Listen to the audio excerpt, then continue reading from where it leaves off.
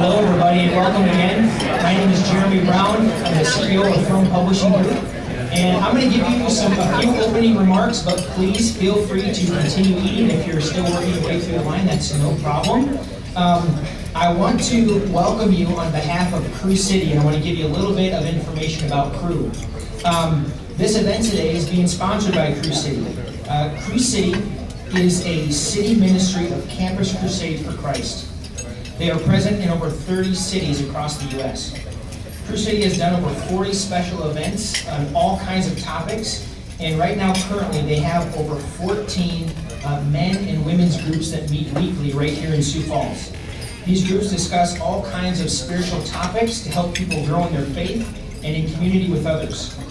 They also provide one-on-one coaching with individuals who want and are interested in meeting together.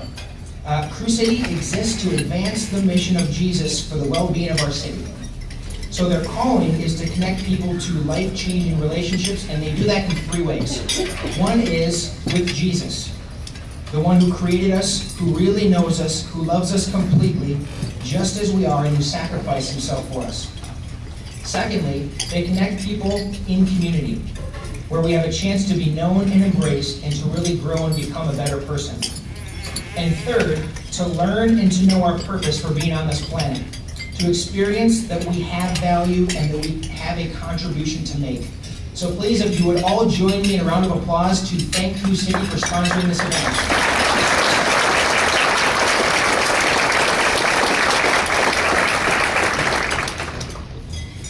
And now it is my sincere pleasure to introduce our speaker for today, Carolyn Thompson. Carolyn has founded Thompson Law in 2003 right here in Sioux Falls, South Dakota, in order to create an estate and business planning law firm that helps pass on legacy, values, and stewardship of its clients. The mission statement of Thompson Law is to help people leave a legacy for their loved ones, not solely in terms of financial means, but also with reflection of the values and benefits that can be shared for generations to come. Carolyn has sought out, developed, and trained attorneys dedicated to listening to their clients' life story, including their goals and concerns, and creating a customized estate and business plan to address the individual circumstances of each client.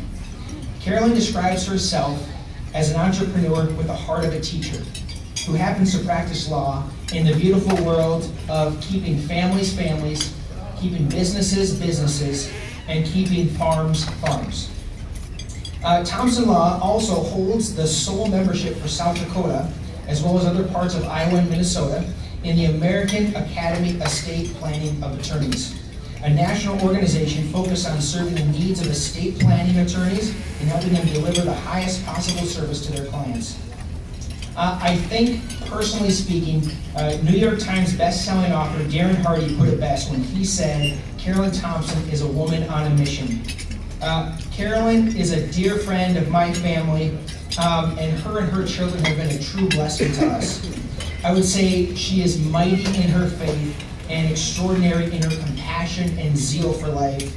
I have never met another person like Carolyn Thompson. Ladies and gentlemen, we are in for a treat here today, and please join me in welcoming to the stage our keynote presenter, Carolyn Thompson.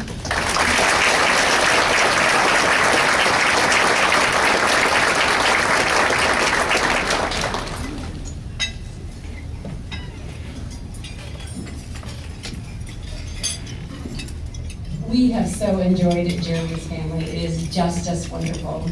So thank you all for coming out today. It is so wonderful to see so many people, and kind of dangerous when you give me a microphone. My primary form of exercising, you see, is talking.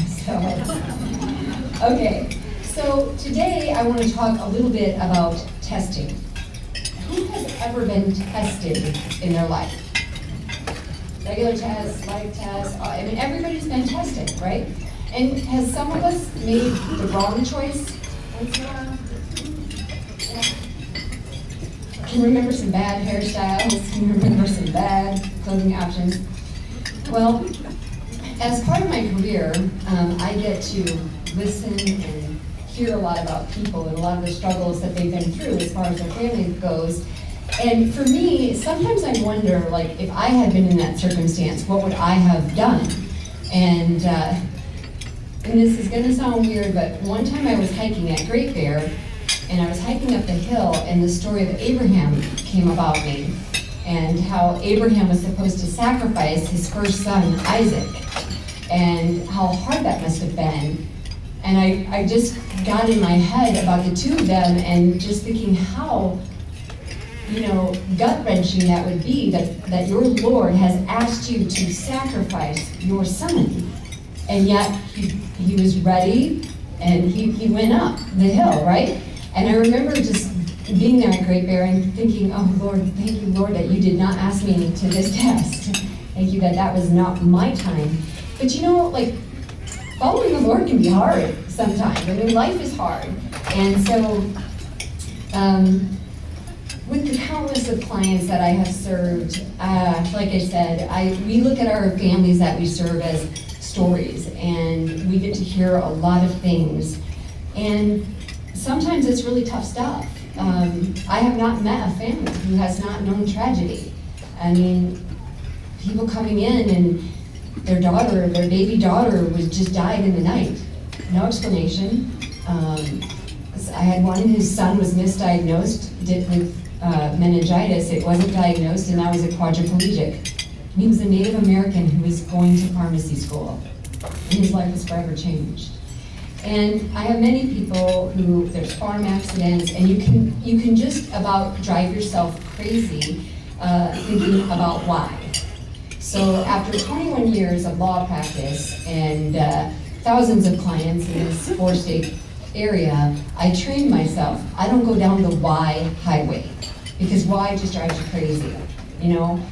When tragedy happens, when life happens, it just is what it is. Because I have dealt with many surviving spouses and family members just trying to figure out how God could allow their beautiful Christian wife to die.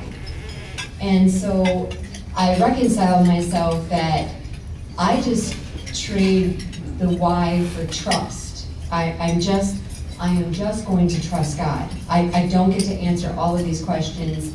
And again, I don't want to go that why highway. I want to just stay with Him and trust that I only have a loving God. But our world is such a world of cause and effect. From the minute you are a baby, you do well, mommy and daddy are smiling and clapping at you, and you feel loved, and as you grow up as a teenager, and if you're doing your chores, I'm looking at my 2 teenagers, you get allowances and other privileges, and again, that's how our life keeps going, right? You do well at school, you're gonna get a good grade. If you don't, you don't. If you strive at your job, put in the extra effort, you're usually going to get promotions and raises and things like that. So our world is cause and effect. So we think if we put, the effort in is going to get the result, and that should be simple. But how does that fare when something really unexpected happens? Like you did everything right, or everything you thought was right, and all of a sudden this left hook comes and gets you. By a show of hands, anybody got a left hook in life, if you know what I'm talking about? Something that was not in the 5-year plan. That was not on the plan. And this thing happens. And so the question is, how are you going to deal with this, right? So, fortunately, I had very many mini fires in my life before I got to go through the big furnace. And so I'm going to take you back to April of 2015. So thank you for letting me share a little bit of my story and how amazing God is in His timing and the lessons of obedience. So God put it on my heart to have this event April 10th. In my industry, April 10th is not a good, wait, I'm going to have you hold that one for a second. Okay. Okay, thanks. So April 10th, about 60 to 70% of the families we serve are farmers. April 10th, they do not want to be at a Coliseum listening about estate planning, right? But this event was very different. It was Reflect and Connect. The Lord really put it on my heart to have a major event to help broken families get stronger and stronger families get stronger, and showcase the Thompson Law team. I mean, this thing was done up. There was 4 screens, what beautiful day, beautiful lunch, all this. And we pulled it together in like 9 weeks, because Lord didn't give me that much warning, but he was very clear that I needed to do it on that day, and he'd given me certain messages, and it was a brilliant, beautiful day. And, but what I didn't know, that he knew, you see, I had been planning a sabbaticals. I'd been in practice of law for 20 years, and so it was the first time I was going to take 6 to 8 weeks off with my children. We had a house rented in the Dominica for 3 weeks, but don't worry, there was Wi-Fi, so I knew I was going to be okay. And there was hiking and all these great things. I was going to hike the Grand Canyon on a fundraiser for a cancer group, and it was very exciting. I had this all in the works. It was ready to be presented at our client event, and then I got the call. And see, the Lord knew when this call was going to come in. I did not. So the night before, at 7 p.m., the doctor said, "This is going to rock your world." He said, "You have acute myeloid leukemia, and this is 6 to 8 weeks terminal, untreated." And he said, "We'd have you in the hospital tonight, but we know you have to do this big event tomorrow, but you've got to come in right away. It's 30 days sort of isolation. I'll tell you more about it later." Okay? And I didn't really grab the severity of it, because when they said untreated, I thought, well, we'll just treat it then, right?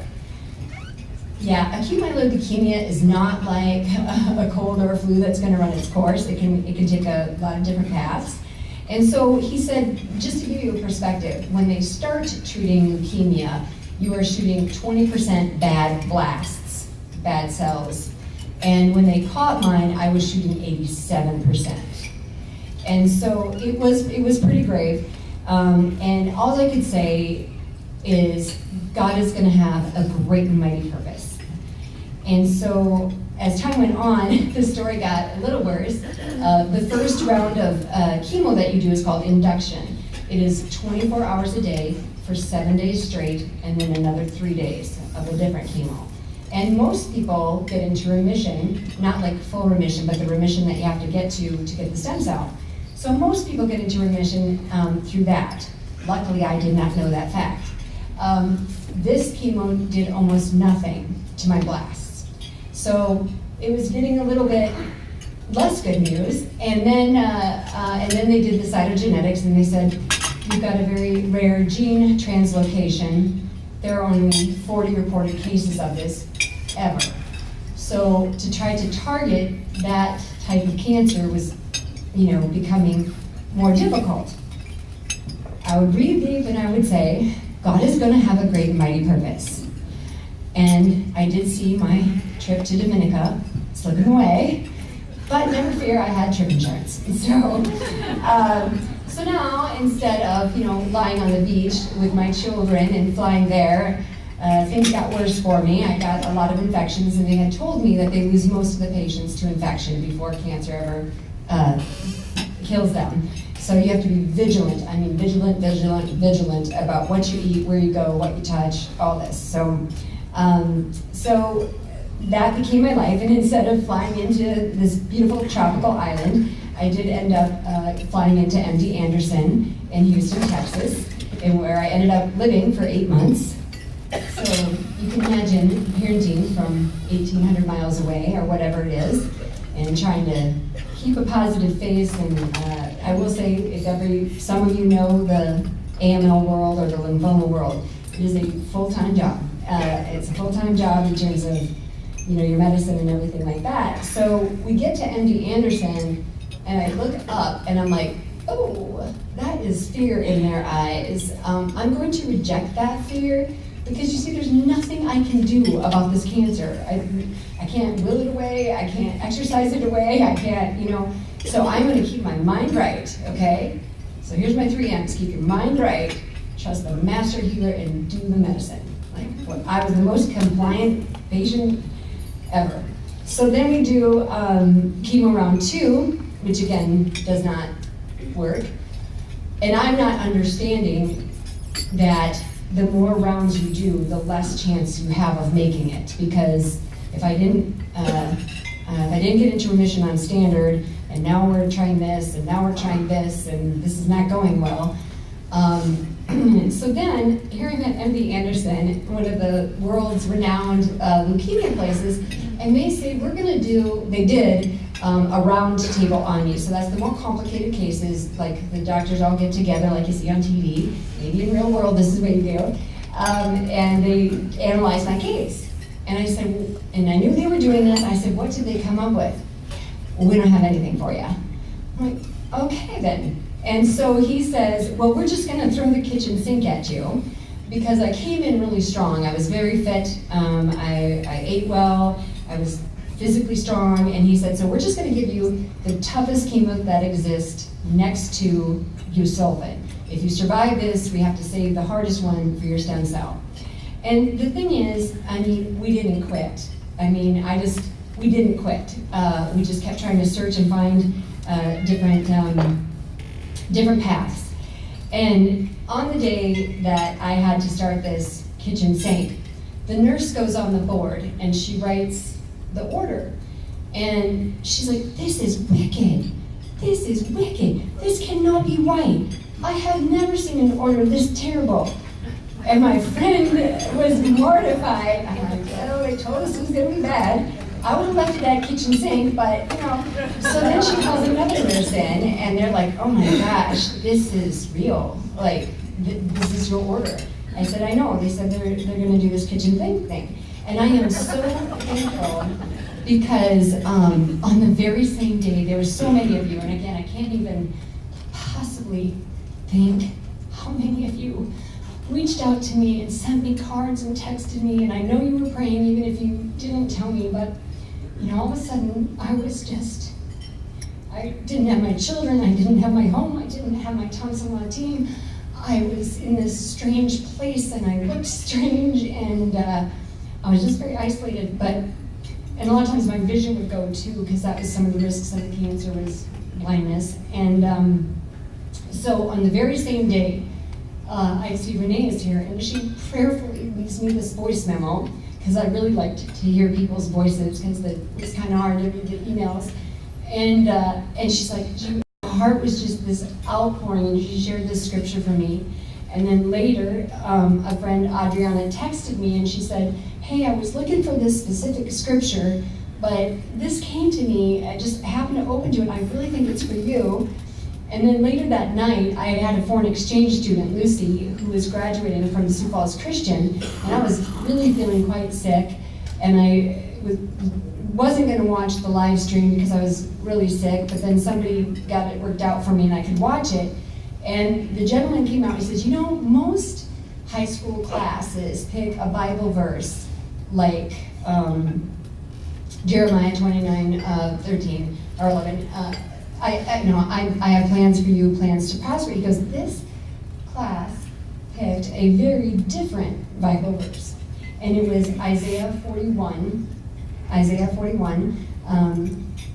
1 through 3. I have summoned you by name, you are mine. When you pass through the waters, I will be with you. And when you pass through the rivers, they will not sweep over you. When you walk through the fire, you will not be burned. I meditated on that, I walked on that, and I will tell you, like, when they had to do this ear chemo, you have to sign all these informed consents about all this thing. Like, I mean, seriously think my ear's just gonna fall off. I mean, it was like everything under the sun, permanent organ damage, all these things could happen, and I would just go, I reject that, I reject that, I reject that. And so I'm doing this chemo, and I'm walking through it, and I'm out there. I knew those hallways very well, because I couldn't get off the floor for 46 days. And I would just keep meditating on that. I will go through the fire and I will not be burned. And so we get done with the chemo round and it works. And I get to the level of remission we need, and the doctor says, well, the nurses are saying you're out there like dancing. And And I'm like, yeah, I'm gonna keep moving and walking and listening to the Lord. He's like, you don't even need us. And I said, well, that's how my God works. And then, because it was a teaching case, mostly they would have like 8 or 12 people come in all the time. And then I said, well, can I share with you something? And he said yes. Some doctors, they don't have as much time, but he said yes. And so I had a video from when I had done the April 10th event. See, God had this whole thing timed out. And so I had my little iPad there, and he had everybody stand around and watch. So this is a little video clip from that April 10th event. You know, we all say it. People come into our office all the time and say, well, we could die tomorrow. We could die tomorrow. I hear it all the time.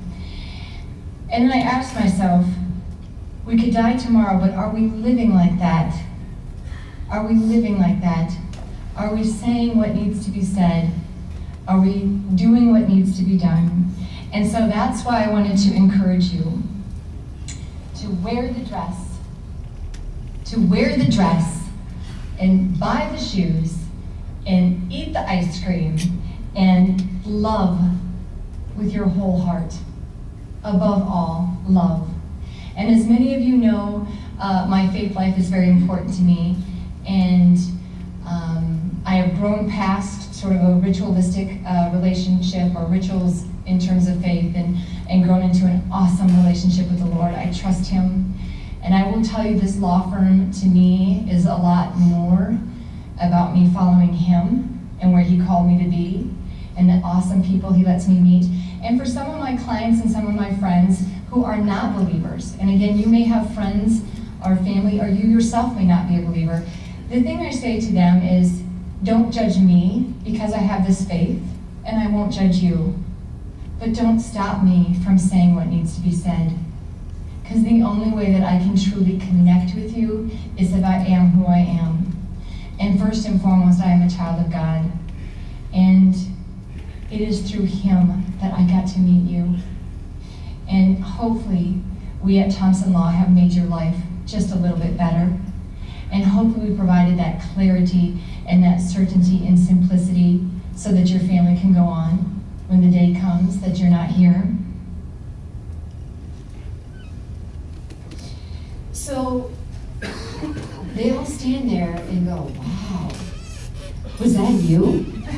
Because I didn't look anything like that. You know, I was all skinny and gray and bald and whatever. So it was wonderful because when I look at it, God had given me that opportunity to have that April 10th event and then to have this journey through my medical care, and then get to share that with a number of medical people that I've come along the way. And then they got to see firsthand how this very nasty chemo did not touch me. Not one thing. Now, I can't say that all the other chemos were that kind, but that one didn't.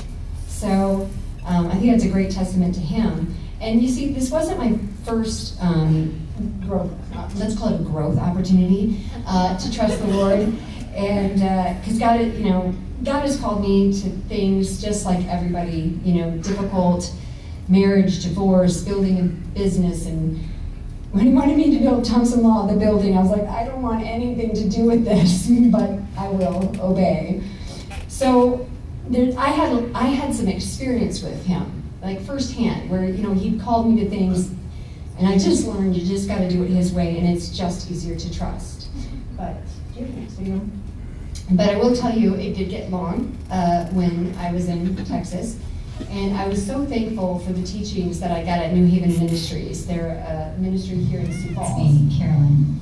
I'm here in Houston at a friend's house, just enjoying the day. And I know many of you know I've been on a journey, a crazy journey. And God is so real. He is so present in this journey, and I have grown so much.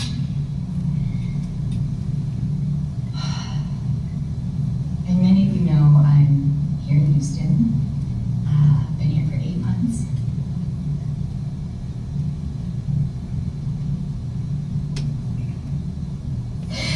And yes, it's been hard. But I know there's a God, and I know He had a purpose. And so, on April 9th, I got a call from Dr. Kevin. And he said, "This is gonna rock your world. You have this acute myeloid leukemia, AML." Okay.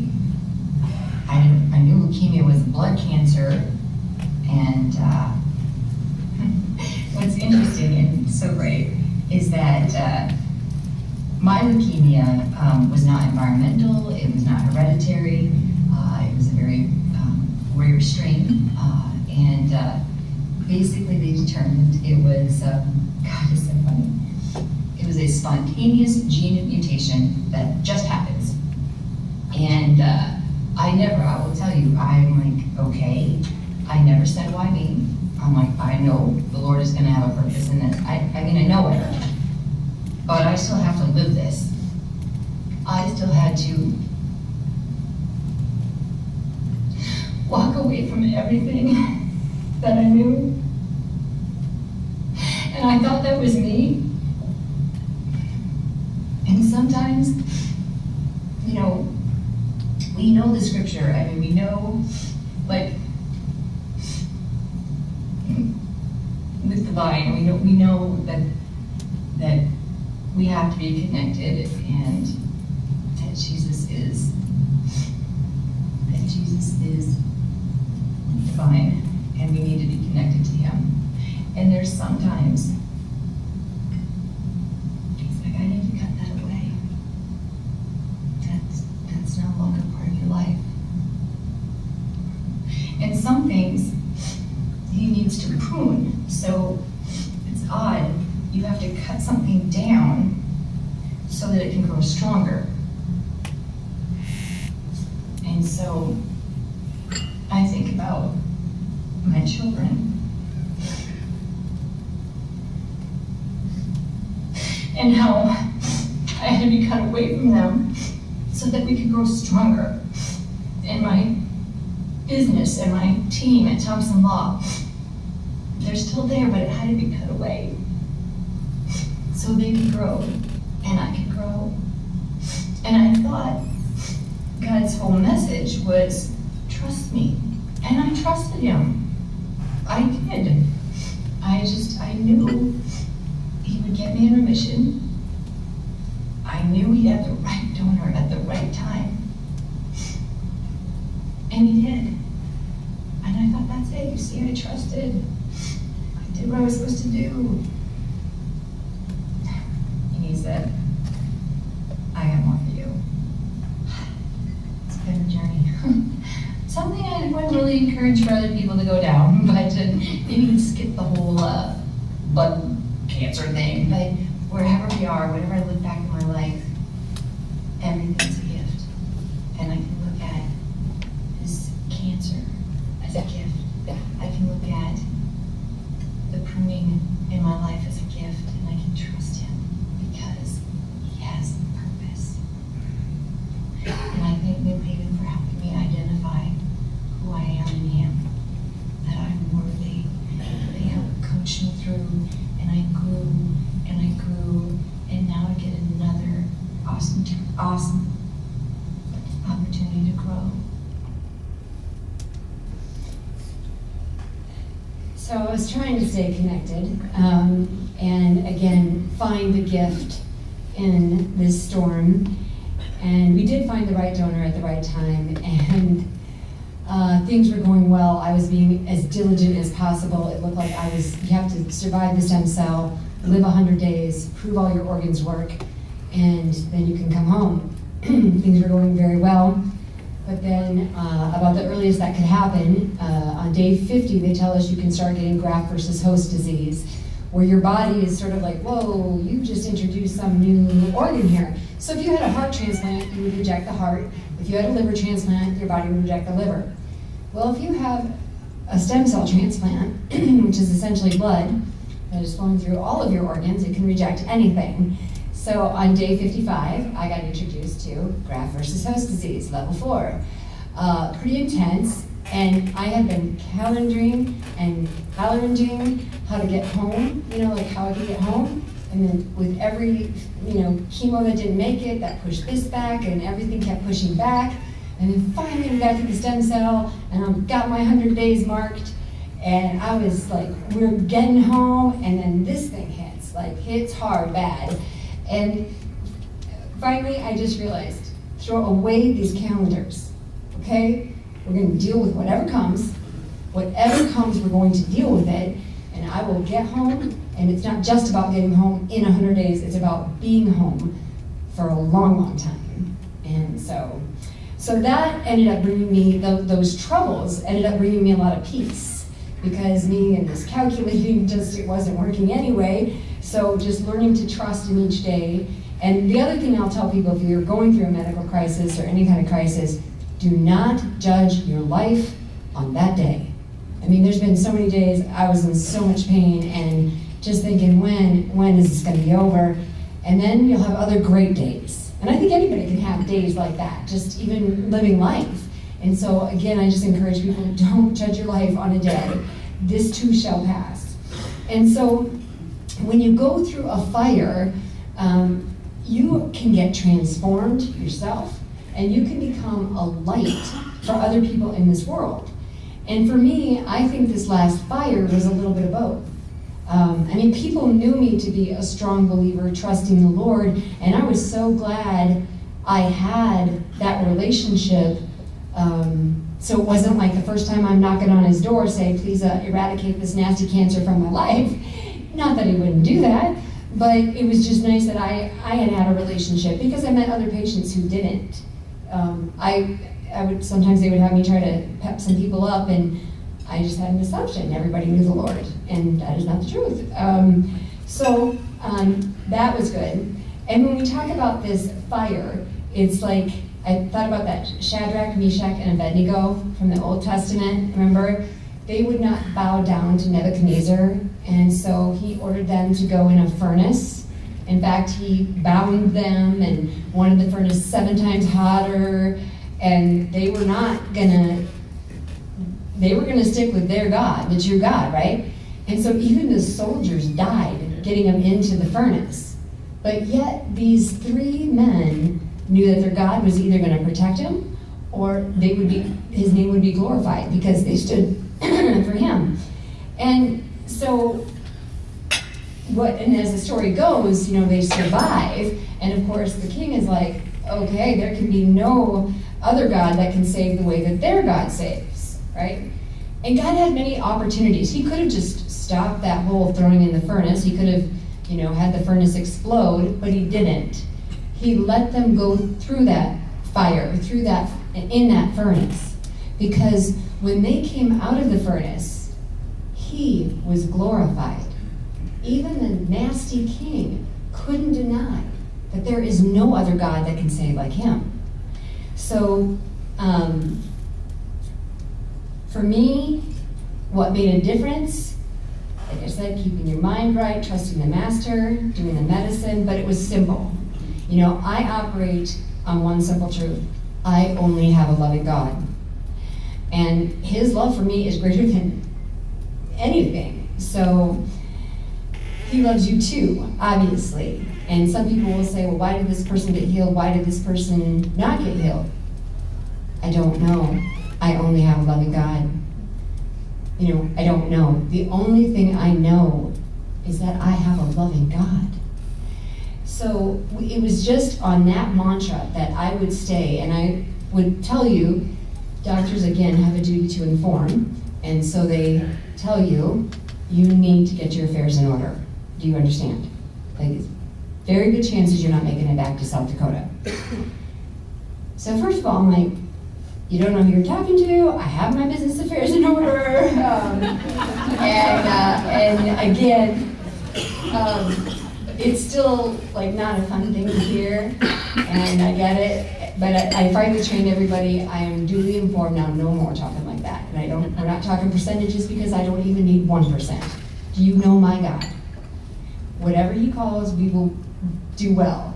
But, it was interesting I did my planner self. I had voice memos ready for my children, because if God did decide it would be my glory day, I did not want them angry with him for this happening in there, because there's really nothing more important to me than that they know and walk in the truth. That's the only thing that matters. And so we've learned that we deal with whatever comes, and we like to learn from what happens in life. So we call this the radical sabbatical. Not quite the sabbatical I planned. And the thing is, even though our circumstances change, he may not change. And so I'm just going to ask you, I always said if I hadn't, I do have the heart of a teacher. So I tend to give action items, not homework. So on your table, I do like people to just do a little introspection, because I don't know if there was a time when you felt the flames on you and just had an experience where you thought, what in the world has happened?